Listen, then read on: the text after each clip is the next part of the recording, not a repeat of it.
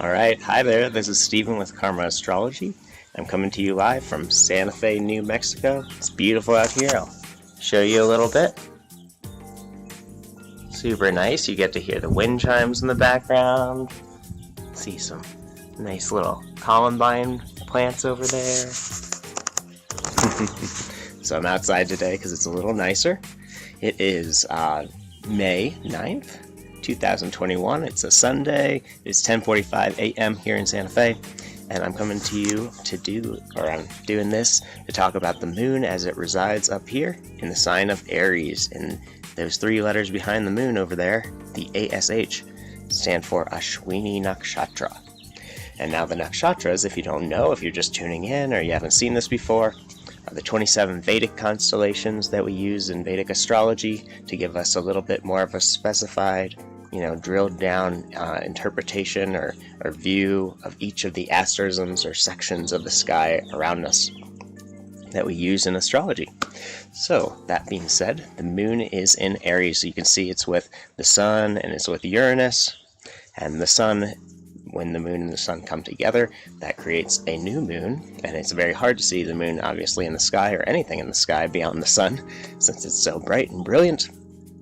But we're going to have that new moon on Tuesday coming up soon, and I'm going to do a special forecast for that as I usually do, and I hope you enjoyed that. But in general, the moon in Aries, the moon shows our sensitivity, our feelings, our emotions, anywhere where we feel like we want to connect with others or find some sort of kind of contentment and peace in our hearts. Really relates to the heart, and it's kind of this planet or this body in our sky that relates to watery energy and really femininity, the divine feminine principle. And that's not to say that it's only for women or for females or people identifying as a female, but it's feminine as in the quality that all things in nature have, or one of the qualities, as opposed to the other pole, which is masculinity, which we all have both. So, that being said, when the moon comes into Aries, Aries is this very fiery starting energy, and you can see that moon's at 2 degrees Aries, so today is like right in the beginning, and which really gives us this sense of starting something new and the desire to create something new and to really kind of push forward and attack our inner weaknesses or maybe weaknesses that we see in the world, because Aries has to do with Mars. It's a Mars connected sign, so it shows this kind of desire to rout out our weaknesses, our insecurities, anywhere where we're seeing instability in life, and we want to kind of attack it and get rid of it, cut off the fat and start and with the truth and kind of passionately observing and practicing and going forth in whatever pursuits we desire. So that's kind of Aries, and when the moon comes there, we feel a lot more connected to those kind of passionate ideas, and we feel a lot more energized and hyped up and pumped to just like get something going. So it's definitely a time when people drive a lot faster. It's time when people walk faster, talk faster, move faster. Everything is sped up when, especially when the moon is in Aries, but, especially when the sun's there and Uranus and, just any of the planets being in Aries is really going to influence us in that regard, especially the moon and sun, as they, are the luminaries. They're the two closest to our character. The moon being our kind of feelings and emotions, the sun being kind of our spirit, our confidence in those regards. So then a little bit deeper, going in, like I said before, Ashwini is this energy that is the part of Aries that's the very, very beginning. It's the first 13 degrees and 20 minutes of the zodiac. So it has that like ultra like Aries energy. It's kind of doubling down on the speed, on the intensity, and all that. So, and what I like to do is talk about the deity or kind of the divine archetype, or the personality traits and qualities that are associated with certain, I guess, ancient deities that we incorporate into or that we associate with Aries or the different nakshatras. And so Aries is, Ashwini is associated with what we call the Ashwini or Ashwin Kumaras. And these are a twin set of gods or angels, whatever you want to call them. And what they do is they are known to be riding in their chariots, and they're basically famous for chasing the night away as the dawn would come, and they're kind of chasers of the dawn, as they called it. And they're horse-headed gods.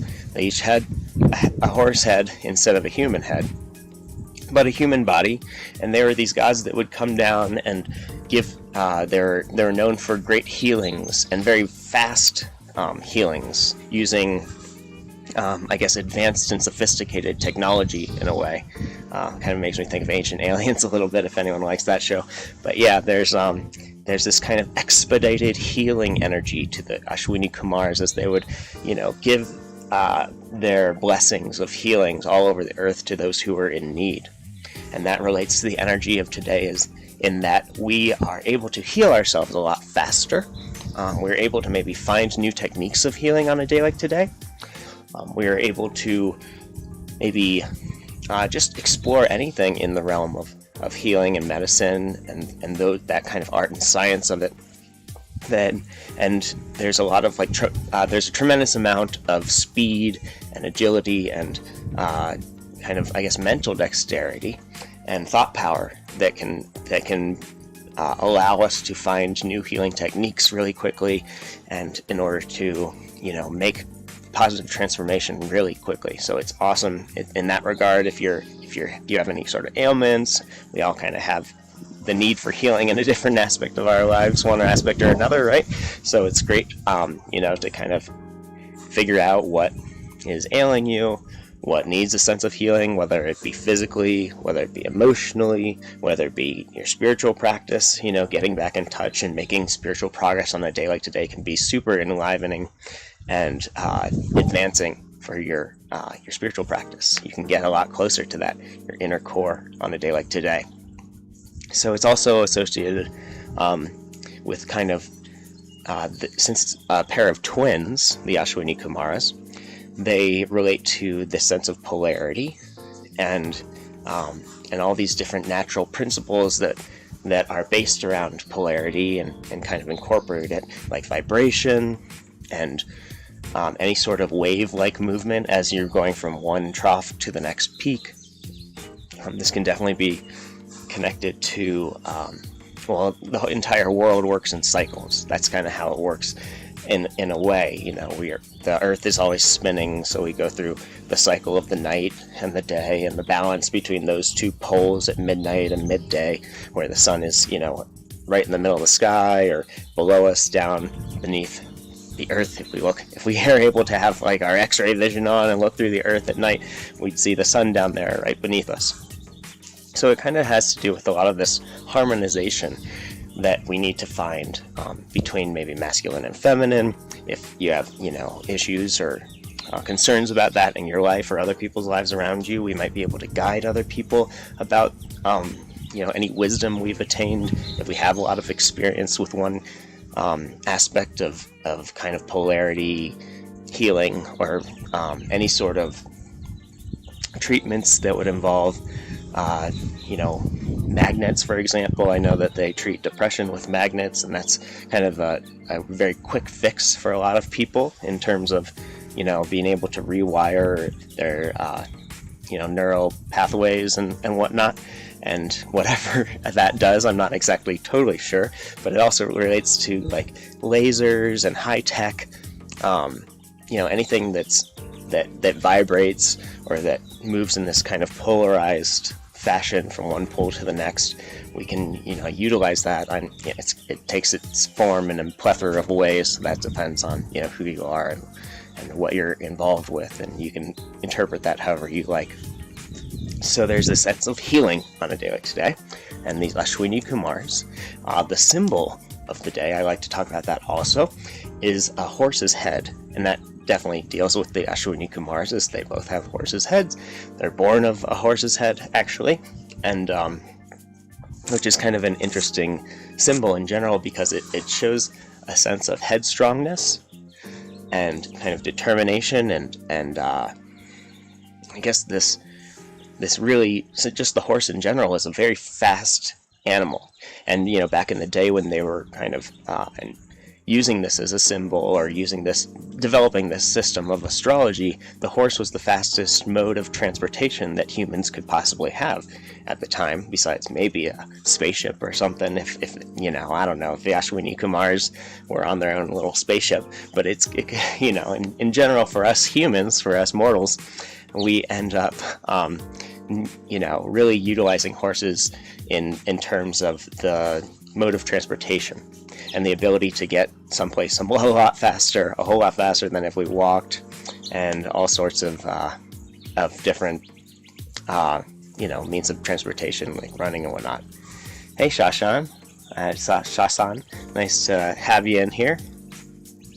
Shasan asked if I would analyze a birth chart, and I actually do that in my own personal readings. I offer personal Vedic astrology readings. If you wanted to check out my the link on my homepage of my YouTube channel, you can check out the reading, or I have like two options. You could do a little free chat with me to talk about what I do, which is a lot of what I'm doing today, but much more personalized in terms of the houses and how it affects you in your own way. And I include the dashas and other aspects of Vedic astrology as well in those readings.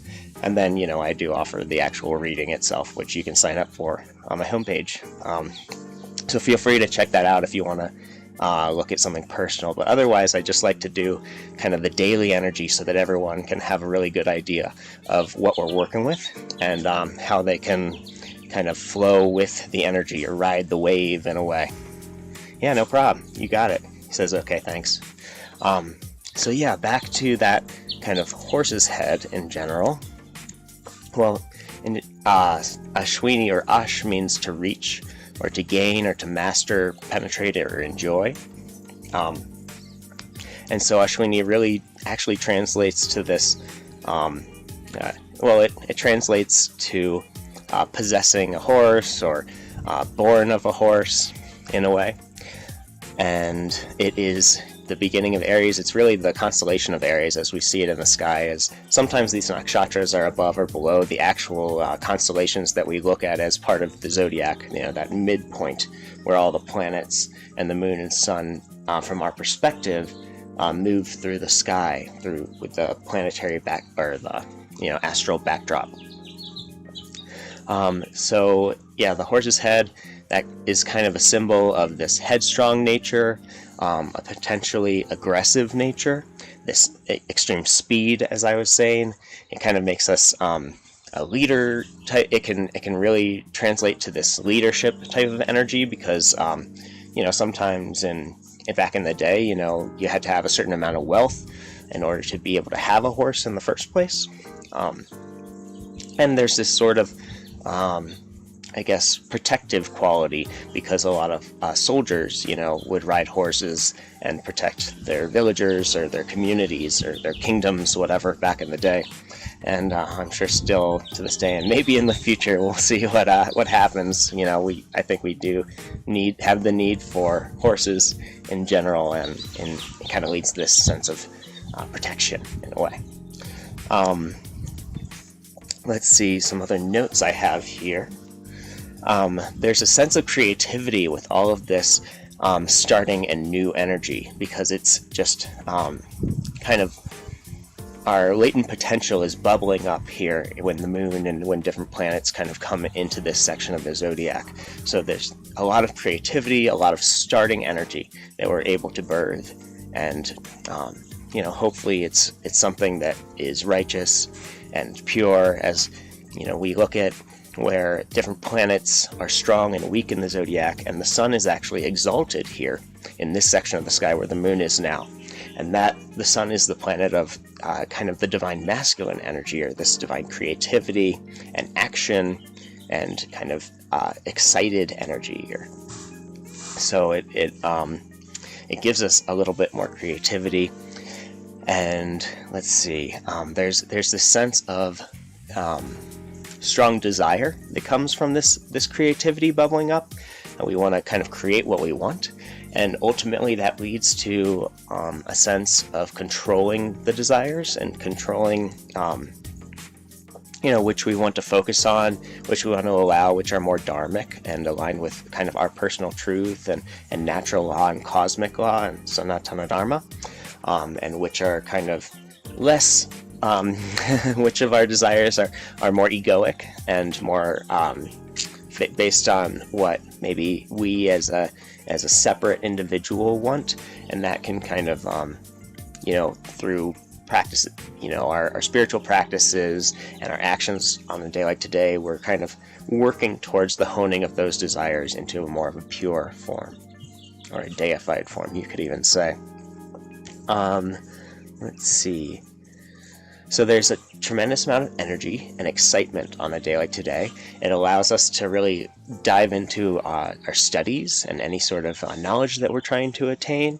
Gives our intellect a little bit of a heightened capability, but what we have to keep in mind is that our mind in general has a tendency to spiral.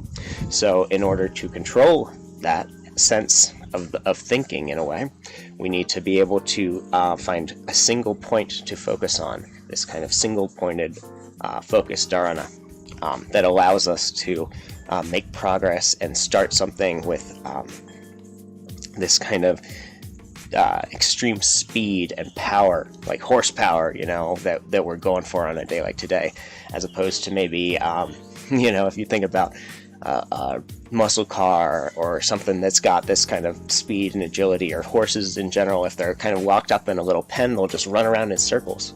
Whereas if you're, kind of wasting their energy, you're spinning their wheels, if you're in that muscle car and you're just slamming on the gas and there's not enough friction for the wheels to gain traction on the road to really get you moving. So beware of the potential to spin your wheels and kind of not make too much progress because we're just focusing on going fast, yet we're not focused on a single point where we can make progress. Next, I want to actually show you where...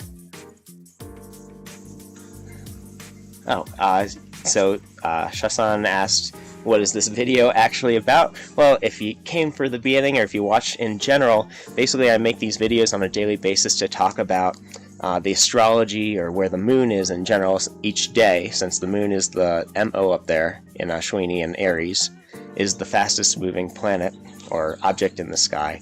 So it shows, it changes one nakshatra per day, as the ancient Vedic astrologers kind of separated the sky into 27 different segments, which is basically, if you think about it, there's 30 and a half days in a month. So 27, 28 different nakshatras gives about one nakshatra of movement in the moon per day, which is about 13 degrees and 20 minutes.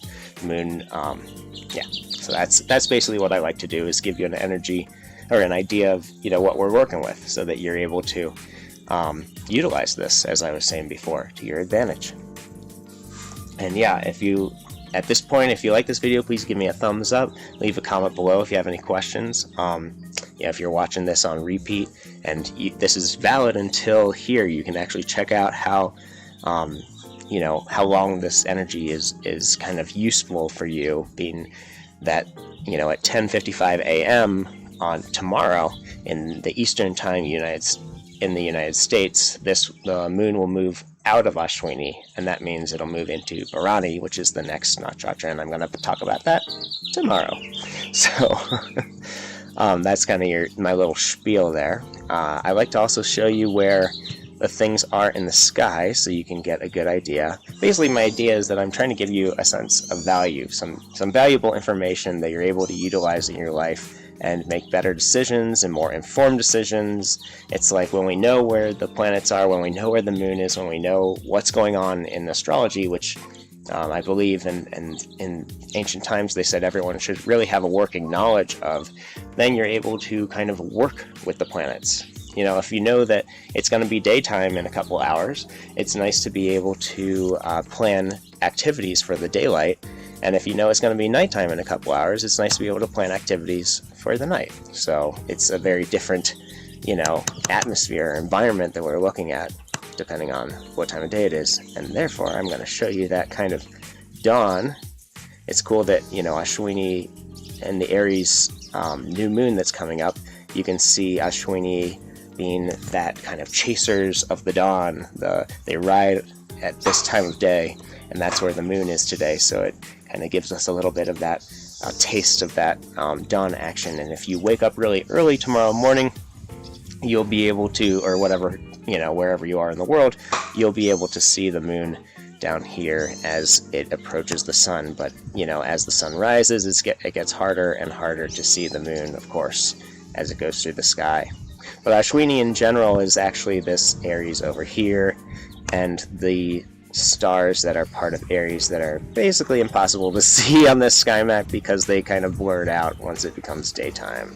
But you can get the point and see that Aries is up here. And it's also kind of in Pisces, but in the actual constellation in the sky. But we kind of averaged these signs into 30-degree segments, and Aries would be really small and Pisces would be really big. So when you average that out, you can see, Aries ends up coming into the sign of Pisces a little bit, as you can see where the moon is in the very beginning of Aries here. Alright, now I'm going to go back and kind of finish up with some strengths and weaknesses of when the moon is in Ashwini, so that you can use them to your advantage, like I've been saying. Let's see, here we go. Okay, I'll switch on back here. Alright, hi again. Okay, so in terms of strengths and weaknesses, as I've been talking about kind of in summation, this is to give you a really good idea of, where we're feeling extra strong, where we might feel like these kind of shadow qualities in the day that we might want to avoid or be aware of when they come into our consciousness or into our lives, and say, haha, that's the moment that I don't want to feel that way. I don't want to spin my wheels. I want to go forward in one direction. So, in general, one of the strengths is that it gives us this sense of energization and kind of a youthful spirit and attitude, which comes with an open mind and a lot of energy. And in that way, it can make us kind of ageless in a way. So no matter how old we are, we have this youthful vigor on a day like today. There's also an agility that goes with that. This sense of fearlessness, as we're not kind of jaded by all of the life experiences when we're young and impressionable. So there's this desire to move faster and be a little more fearless on a day like today. It makes us more direct, competent in our work, gives us a heightened sense of motivation and intelligence, independence as well. It gives us, like I was saying in the beginning, this ability to heal and to give these kind of natural healing remedies and powers. And, even going into the sunlight, especially when the moon's so close to the sun, can be very healing, especially, with what's going around and everything. I don't want to call it anything because I know you can get shadow banned for that.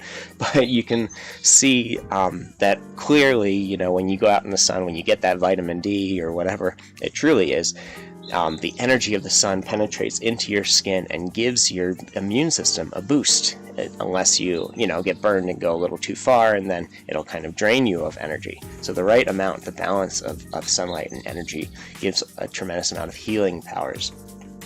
And that's associated with a day like today, so it's nice to get a little bit of some sun exposure today. Some other strengths is it makes us feel like we want to be more helpful to other people, more, I guess, better and more intelligent with our financial matters.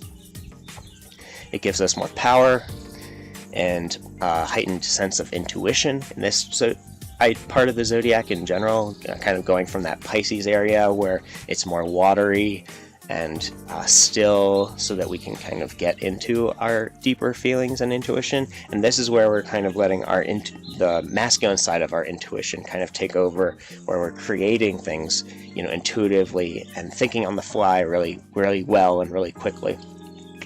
As you can tell, I'm talking extra fast today. It can give us a sense of adventurousness, and independence, like I was saying, strength and power, and a little more charm. So you can kind of play into that a little bit. And then in terms of the shadow qualities, it can give us a little too much speed and too much haste, where we spin our wheels, like I was referring to. It can make us too impulsive, so watch out for, jumping into maybe the wrong action or going in those circles. We can get a little stubborn, kind of like that horse's head. We can be a little headstrong and stubborn. So it's good to be able to catch ourselves and listen to people when we need to, and be open-minded and be able to learn from anybody. It can make us very aggressive or overly aggressive, so it's something to watch out for. We can get a little disappointed when things don't go our way or the ways that we like. So, obviously pay attention if that comes up, this sense of dissatisfaction in general. It can give us a little bit of this and kind of a sense of arrogance. So don't get full of yourself, don't get too cocky, keep your ego in check in a way. And especially if you're the type of person that moves a little bit faster than most in general, you might be moving extra fast on a day like today. And so you need to kind of watch that and not feel like you're any better than anybody else, or you have any sort of power over anybody else, because, in essence, we're all the same. We're all equals with different qualities and different abilities and strengths and weaknesses. And it can make us a little overly passionate, where we kind of take no prisoners. So beware of those aspects. And then in terms of how it all fits together, favorable activities when the moon is in Ashwini, it can make it's great to start new things, for initiations, new beginnings in general, laying the foundation of anything in your life, including buildings, if you're building a house, which I know a lot of people are trying to do right now. It's nice for taking medicine, or any sort of healing remedies and practices that you need, or administering that for other people, for healing other people and helping other people. Fantastic time to be helpful and use that kind of all that vigor to really make someone else's life better, or heal them in some sort of way. Offer your agility and your skills and your intelligence on a day like today to making the world a better place. It's great for any sort of activity around horses. It's a nice day to go fast and to have fun going fast, kind of enjoying that need for speed, although don't get a speeding ticket or anything like that. It's a great day for self-improvement and physical activity, like manual labor. Great day for studying things, maybe occulted or hidden healing methods and practices, or spiritual practices. It's actually a good day to focus on law and justice in a way as well. And it's a good day for traveling, for buying and selling things, for working on your cars or anything having to do with vehicles. And yeah, just in general, those are the good things. In terms of the unfavorable things, it's not a great day to get married or to focus on sexual activity, marital activities as they call it, but you don't have to be married to have sex. But just not the best day to really focus on that, even though it might be fun. In general, it's not a good day to end things or to come to conclusions, and that kind of finishing energy, that fixed energy, this is a cardinal sign. Aries is a cardinal sign, which is about starting something new, getting something going. It's not a great day to focus on things like patience and any sort of, anything just requiring patience and stillness and calmness. It can be pretty difficult and unfavorable, although it's a great way to master your senses in a way, so if you want to reframe it in your mind.